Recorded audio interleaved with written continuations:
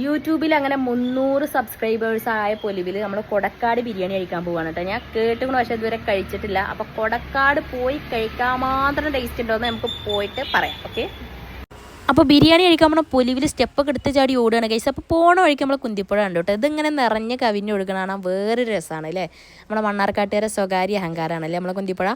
അപ്പോൾ ഇതാ പോണ വഴിക്ക് ഇതാ ഒരു ചിറാപ്പൂഞ്ചി വീഡിയോ എടുത്തു കേട്ടോ. നല്ല രസമല്ലേ ഈ മഴയത്ത് ഇങ്ങനെ പോകാൻ. അപ്പോൾ അതാ നമ്മളെ ലൊക്കേഷൻ എത്തിയിട്ടുണ്ട്. നല്ല തിരക്കുണ്ടായിരുന്നു കേട്ടോ. അപ്പോൾ ഗൈസ് നമ്മൾ കൊടക്കാട് കുട്ടൻ ബിരിയാണി കഴിക്കാൻ വേണ്ടി വന്നിട്ടാണ് കേട്ടോ.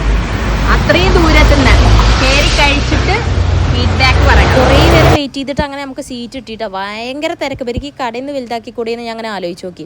പിന്നെ എന്താ പറയുക, നല്ല ചൂടുള്ള മട്ടൻ അല്ല കേട്ടോ, ബീഫ് ബിരിയാണി. നല്ല ചൂടുള്ള ബീഫ്, നല്ല ചൂടുണ്ട് കേട്ടോ. നമ്മളെപ്പോൾ പോയാലും എനിക്ക് തോന്നുന്നത് നല്ല ചൂടുണ്ടാവുന്നതാണ്.